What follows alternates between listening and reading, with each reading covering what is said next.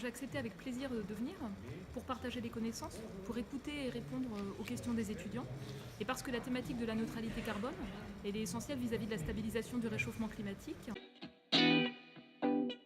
Alors je résume en fait les trois principaux messages de notre rapport de la manière suivante. Chaque demi-degré compte. On est aujourd'hui à 1 degré de réchauffement planétaire, principalement dû à l'influence humaine, à 20% près. L'intégralité est due à l'influence humaine.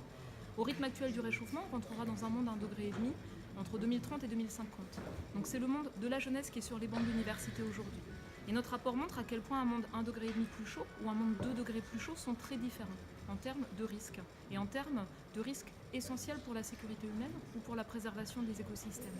Donc chaque demi-degré compte. Ensuite, chaque année, on met dans l'atmosphère 42 milliards de tonnes de CO2.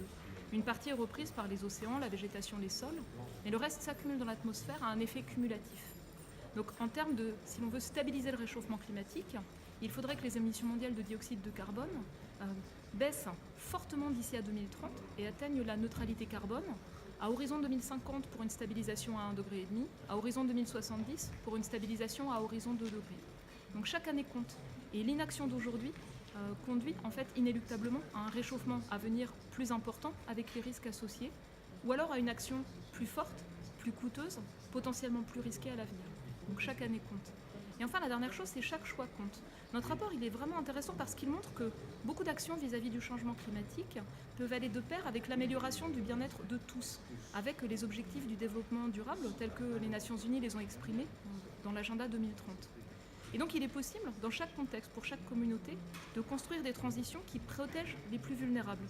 Les plus vulnérables par rapport aux conséquences du réchauffement climatique, par l'adaptation, les plus vulnérables par rapport aux politiques publiques pour la baisse des émissions de gaz à effet de serre. Il est donc possible de construire des transitions qui soient à la fois éthiques et justes, qui jouent sur les transformations des grands systèmes, mais aussi sur les choix individuels. Et donc, de ce point de vue-là, chaque choix compte. Notre travail, c'est un travail scientifique. Donc les auteurs des rapports, qui sont sélectionnés sur la base de leur expertise, avec un renouvellement et une recherche de diversité, diversité géographique, participation des femmes scientifiques, participation des jeunes scientifiques. Donc les auteurs, en fait, ont toute liberté pour faire l'évaluation de l'état des connaissances sur la base de l'analyse de la littérature scientifique et socio-économique. Les rapports sont ensuite relus à plusieurs reprises par des volontaires de la communauté scientifique et par des experts des gouvernements. Cette relecture critique, elle est essentielle parce que c'est ce qui permet de faire une évaluation qui soit rigoureuse, robuste et objective. Pour le rapport spécial sur 1,5 degré, par exemple, nous avons reçu 42 000 commentaires de plus de 1000 relecteurs. C'est ce qui fait vraiment la force de cette évaluation collective.